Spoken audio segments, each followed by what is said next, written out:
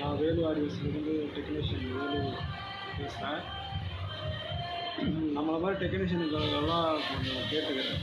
அதாவது அரைக்குறையாக டெக்னீஷியன் வேலை பழகிறவங்க இந்த மாதிரி இருக்கிறவங்கெல்லாம் செய்து வண்டிங்க செட்டு எடுக்காதீங்க. ஏன்னா ஒவ்வொருத்தரும் வண்டி ஓட்டி அதில் ஒரு ரூபாய் 2 ரூபாய் சம்பாதிச்சு அவங்களுக்கு ஆசைக்காக போடுறதில்ல. 4 பேர் வரணும், ஆர்டர் வரணும் அப்படிங்கிறதுக்காக தான் செய்கிறாங்க.